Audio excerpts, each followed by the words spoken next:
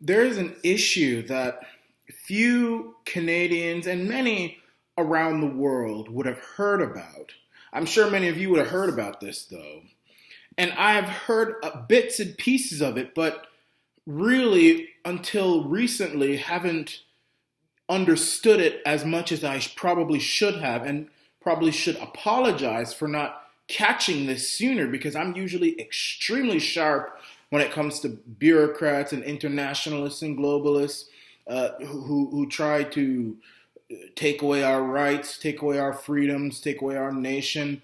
And I'm usually on top of those who would be uh, uh, uh, in cahoots with them. One of them, as we all know him well, the son of Satan, Justin Trudeau, the long-haired Macdaddy, one of the biggest appeasers in Canadian history. He would be the Canadian version of Philippe Pétain in France, and all those Pierre Laval, that crowd, those appeasers. He would be in that line. But for those of you who haven't heard, the United Nations right now as we speak, and it will probably be done in a few months from now, in 1 month from now actually, be signed off in Morocco, will be will be triggering something called the UN Migration Compact.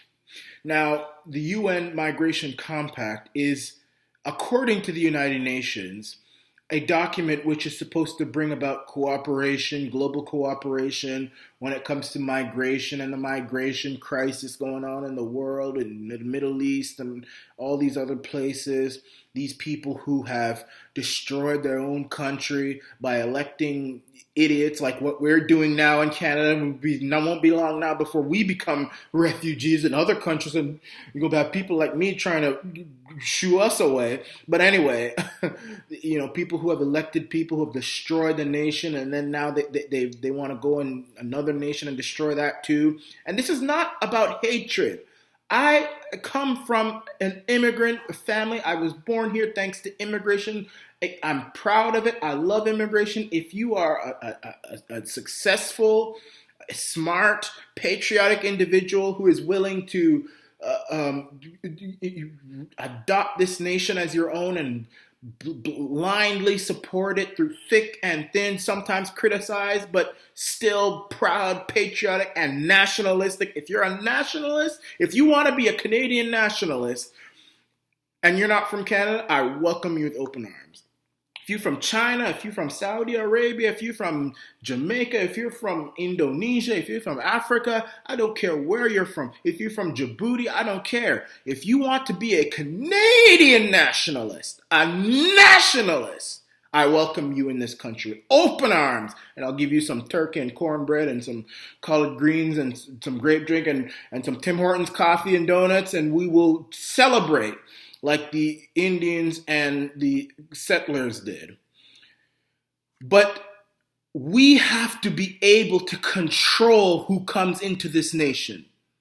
And that is something that I will never back down from. And people hate me for saying that. People call me all sorts of names. They say, oh, you're from immigrants. You're this, and you're saying that.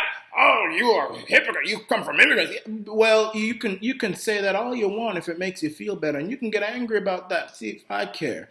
But to the day I die, I will never stop believing that every nation around the world should decide who sets foot in their nation, in their country, and they should not have something like the United Nations in New York City, created by Rockefeller and bankers and internationalists, telling other countries who can and can't come in, who you can accept. And you better not do this and that, and you better accept whoever comes. I don't agree with that.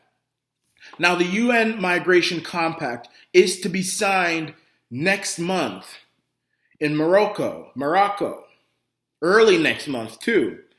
Now, many nations have said no to this. Australia, Croatia, Hungary, Poland, and the United States have said no to the United Nations Migration Compact. But the one nation, and I say this again, the one nation that is so without honor which is going through with this thing like a train, like a bullet train, is Canada. This nation. So this is how I see it.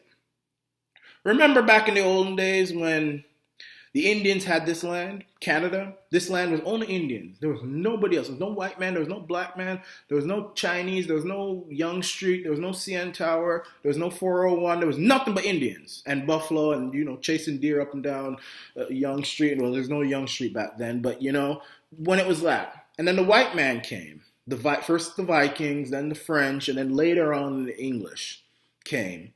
And they started Thanksgiving and all this stuff, and they were friendly and had everybody sitting around a table. And then the moment the opportunity was right, the white man took this land from the Indian. That is what has happened to us right now.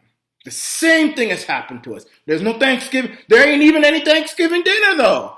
I mean, at least the settlers brought Thanksgiving. They brought some cornbread, they brought turkey, mashed potatoes, and wine, and beans, and rice. I mean, I don't know if they had rice and peas and jerk chicken. I don't think they had that. But they brought that stuff, and, they gave the Indians beads and mirrors, and the Indian was stupid enough to, surrender, and now what could we have? I mean, I will say that we made something even better than what was there. I have to say that. It's politically incorrect. But you have to agree. And I'm saying this as somebody who has native blood.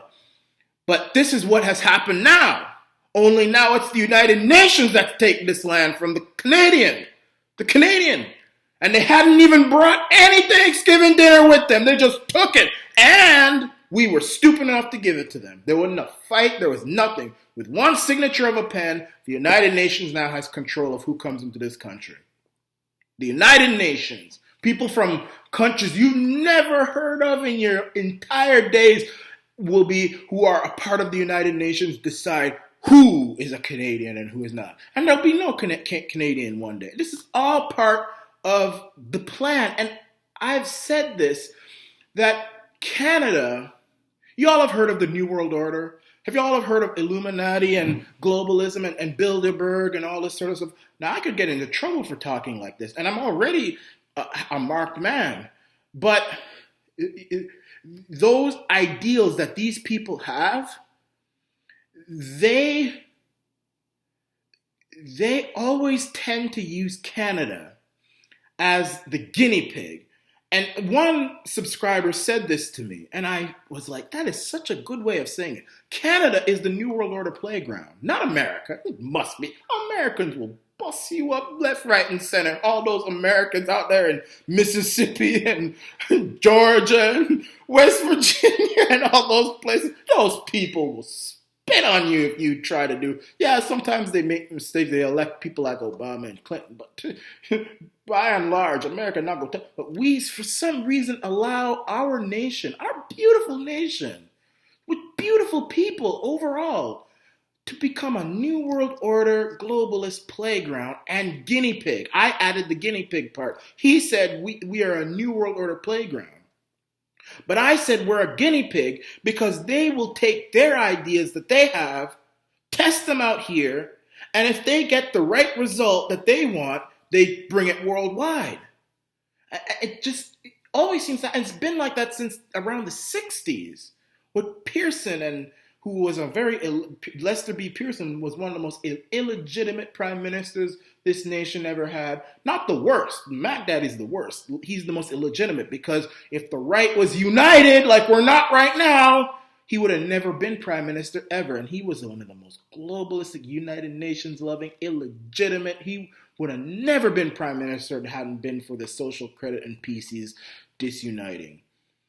But that's how it's been since the 60s. And now they're doing it here. And Canada, as usual, for some reason, is pushing this thing more than anybody. I mean, even France with Macron is not as vocal about this. And we need to worry about this. We need to be concerned about this.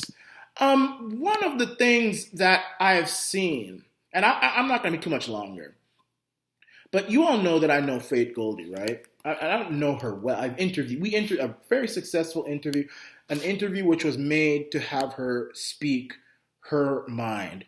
Well, she has been very vocal against the UN Migrant Compact.